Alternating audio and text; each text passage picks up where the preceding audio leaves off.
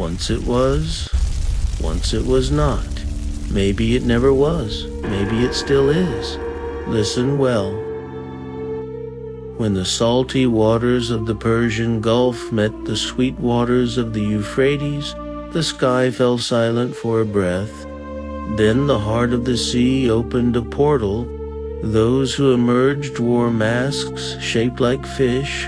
At their head stood General Alulim, tall in golden armor, with 50 anno of fire and 200 jinn beside him. Wisdom from the sea walked upon the earth that day, and far away, in Nagaya, Enki watched a flickering holographic silhouette within light. They camped where the sweet water kissed the salt, a field of blue fences and radiant pylons. Alulim was quiet. This planet, to him, was nothing but a minefield of metals.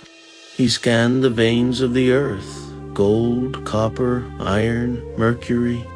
Each ore would heal the wounds of another world. Every being had a duty, some for surveying, others for energy transport, others for records. And among them was one once the chief scientist of the realm of fire, now the chief engineer. He had once spoken with the Anu of light, and that contact had infected him with something far more dangerous. Mercy. That mercy made him silent, patient, different. He would later be known as Prometheus. Days chased nights across the alien sky. Prometheus listened to the veins of the world, marking each mineral with a bright sigil. Each would become a gate. Göbekli Tepe, Giza, Jerusalem, Andes, Tibet, Ant Mountains, Nile, Delta, Anatolia's heart. Every site was a mirror of a star. The camp expanded, laboratories rose, and a SERUM was born. Empty vials piled outside the compound, and cats wandered among them. Their eyes changed, their hearing sharpened. The leftover SERUM gave them strange awareness, resilience enough to die 9 times and still return. Soon the granaries were silent, no more rats. The cats roamed freely now, but their stillness carried mystery. At night they sat gazing at the stars, and when their pupils flared, the camp's hum would shift.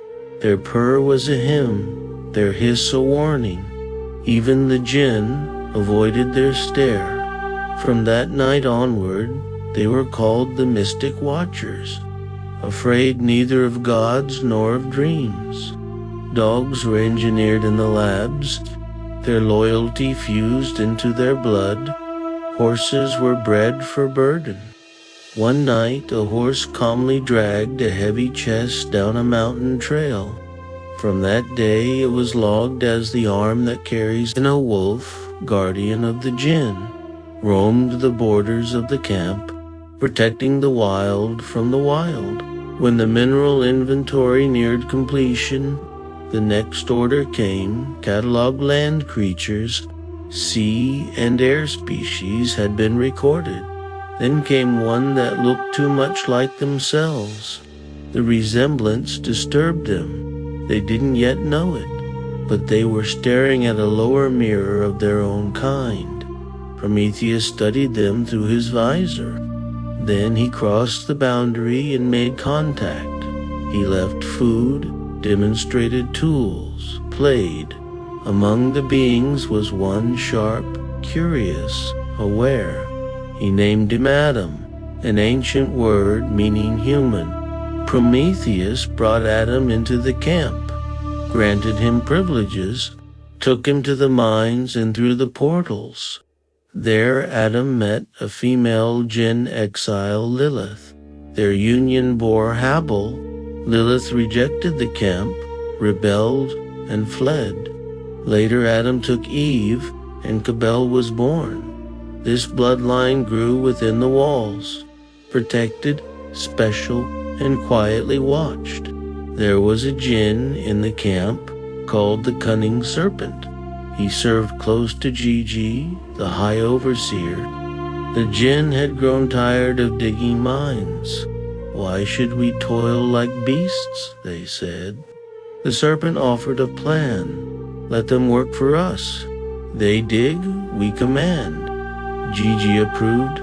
The serpent took one of the apples meant for the horses, injected it with a heavy dose of blue serum, and approached Adam. Eat this, he whispered.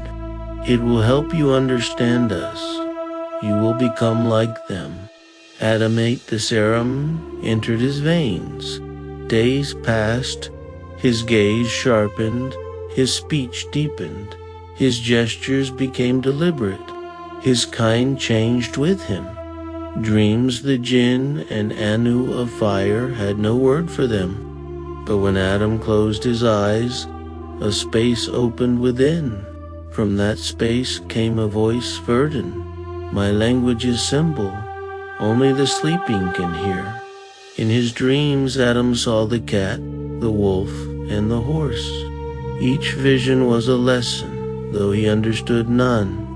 Dreams became the first laboratory within the human mind. Alulam noticed the change. Fire had entered human eyes, reason into their hands. The gray marks on his own skin spread tell us one had reached all 8 generals.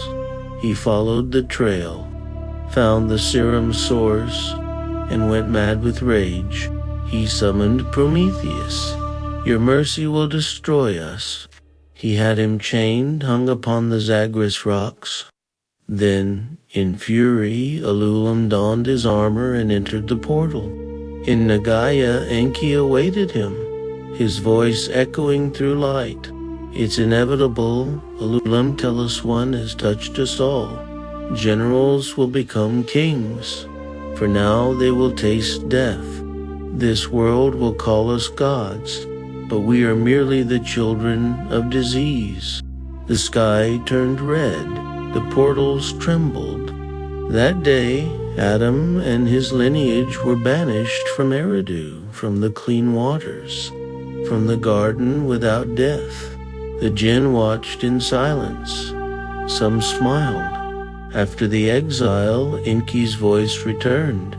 Every banished being leaves a trace.